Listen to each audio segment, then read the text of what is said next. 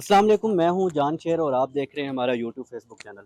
आज Islamabad high court में Avon field reference के ऊपर मरियम नवाज़ और कैप्टन सफदर की ज़मानतों की दरख्वास्त के खिलाफ खारिज करने के हवाले से केस की समाअत हुई। इसके दो रुकनी बेंच ने केस की समाअत की। इस केस के हवाले से हम बात करेंगे। साकिब बशीर हमारे साथ मौजूद हैं। इनसे जानेंगे कि केस में क्या अहम रिमार्क सामने आए और अदालत ने कब की डेट आगे दी है। इसमें जांचेर 29 सितंबर की तारीख जो है वो अदालत ने दी है और आज की समाअत बहुत ही अहम थी और इसमें मैं ये समझता हूँ कि जो मामला है अब एंड की तरफ जा रहा है। ये जुलाई 2018 में ये केसेस शुरू हुए थे, अपीलें आई थी नवाज शरीफ, मरियम नवाज, कैप्टन रिटायर्ड सफदर की। तो अब मरियम नवाज और कैप्टन रिटायर्ड सफदर की हद तक अब ये मामला कंक्लूड होने जा रहा है और बज़ाहिर ऐसे लगता है कि नैब अभी तक केस साबित नहीं कर सका और इसका जो बेनिफिट है वो मरियम नवाज और कैप्टन रिटायर्ड सफदर को पहली स्टेज पे पहले मिलेगा और उसके बाद अगर नवाज शरीफ वापस आए तो उनको भी मिल सकता है। आज की समाअत की अगर बात करें तो बहुत ही इंपॉर्टेंट इसमें नुक्ते जो है वो सामने आए हैं। एक तो अहम पॉइंट ये था कि जो नवाज शरीफ हैं उनकी जानिब से लंदन में 1993 से लेकर 1996 तक जो मुख्तलिफ प्रॉपर्टीज जो है वो खरीदी गई थी और उन प्रॉपर्टीज की ओनरशिप एक तो जो है वो मरियम जो नवाज शरीफ हैं मेन अक्यूज हैं इसमें उन पर है। लेकिन इसमें सबसे जो अहम डेवलपमेंट हुई है वो ये है कि नैब से आज अदालत ने ये पूछा कि 1993 से लेकर 1996 तक जब नवाज शरीफ ये प्रॉपर्टीज खरीद रहे थे तो मरियम नवाज ने क्या इसमें एआनत की है। अगर एआनत की है तो आप अपना केस वहां से शुरू करेंगे, मतलब यह है कि दलाइल वहां से शुरू करेंगे। और अगर नहीं की तो 2006 में इसमें जो ट्रस्ट डीड बनी थी और उसके बाद जितने भी इस हवाले से उन्होंने कहा था कि ट्रस्ट डीड है, एक उस पर आपका केस है। दूसरा इसमें आप कैलबरी फाउंड के हवाले से इल्ज़ाम जो है वो लगाते हैं और तीसरा मिसलीड करने के हवाले से इल्ज़ामात है तो आप ये केस जो है वो अदालत के सामने साबित करेंगे।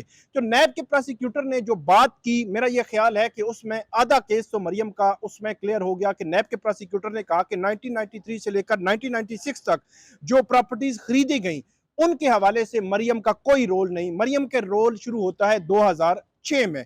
फिर अदालत ने कहा कि अब 2006 से आपने केस में साबित करना है कि नवाज शरीफ की आनत कैसे की या उसमें असासे छुपाने के हवाले से मरियम नवाज ने क्या मदद की है, ये आपने साबित करना है। ये बुनियादी सवाल जो है वो अदालत ने आज बनाया है, इस पे नैब अब अदालत को बताएगा।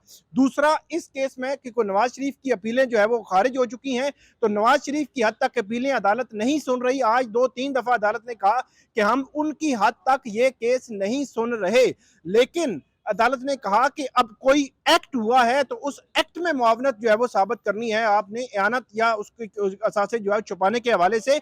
अगर एक्ट को ही नहीं देखेंगे, मतलब ये है कि प्रॉपर्टीज खरीदी गई और वो नवाज शरीफ की मलकियत है और नवाज शरीफ ने खरीदी, अगर इस मामले को अगर आप नहीं देखेंगे और आप ये कहें कि 2006 की ट्रस्ट डीड को सिर्फ हम देखें तो वो कैसे उसकी आनत जो है वो साबित हो सकेगी। तो इसलिए अदालत ने कहा कि हमने उसको भी देखना है। नैब पहले वो साबित करे कि वो प्रॉपर्टीज नवाज शरीफ की मलकियत हैं, थी, वो डॉक्यूमेंट दिखाएं और उसके बाद हम चलेंगे कि मरियम नवाज की इसमें एआनत कहाँ पे हुई, कहाँ पे उसने सासे छुपाने में मदद की है। तो ये वो पॉइंट्स हैं जो आज सामने आए हैं और ये केस का मुस्तकबिल भी इसमें सामने नजर आ रहा है।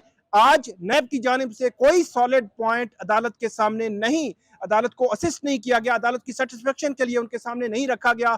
बड़े सख्त सवालात जो है वो जस्टिस मोहसिन अख्तर कियानी, जस्टिस आमिर फारूक उनकी जानिब से आए सामने और आखिर में दलाइल जारी थे तो नैब ने कहा कि हमें टाइम दें, हम जो है वो नेक्स्ट डेट पे आप मजीद अदालत को इस हवाले से अदालत की मुआवनत करेंगे या आप दलाइल देंगे। अब 29 सितंबर की तारीख पड़ी है, 29 सितंबर को आप देखते हैं कि इस केस में क्या आउटकम होता है। लेकिन एक चीज तय हो चुकी है कि बहुत जल्द ये केस कंक्लूड होने जा रहा है और उसका फैसला भी आने जा रहा है। अच्छा, इस केस से हट के साकिब एक छोटा सा सवाल है कि मरियम नवाज और कैप्टन सफदर को जो इससे फ़ायदा होगा उससे यकीनन कुछ ना कुछ हद तक नवाज शरीफ को भी फ़ायदा होगा।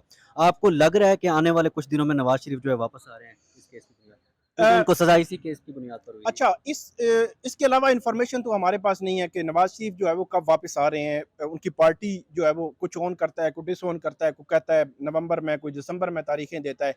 लेकिन मैं आपको फैक्ट्स बता देता हूँ, हालात वाकयात बता देता हूँ कि जो नवाज शरीफ की वापसी के लिए राह हमवार करेंगे।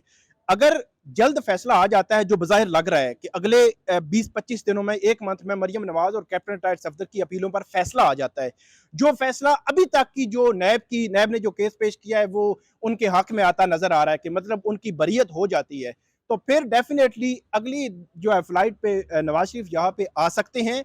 वो यहाँ पे एक एप्लीकेशन दायर करेंगे, सरेंडर करेंगे, उनकी अपीलें खुल जाएँगी। उनकी अपीलों के हवाले से बहुत सारे दलाइल अभी जारी हैं और मेरा ये ख्याल है कि नवाज़ शरीफ वापस आएँगे तो उसका फिर इफ़ेक्ट भी होगा और उनको फ़ायदा भी हो सकता है। अब ये हमें कुछ पता नहीं है कि कब वो वापस आएँगे, लेकिन जब फैसला हो जाएगा तो उसके जल्द जो है वो उनके वापस आने के इम्कानात होंगे। बहुत शुक्रिया साकिब, आप हमें तफसीलन आगाह कर रहे थे इस केस के हवाले से।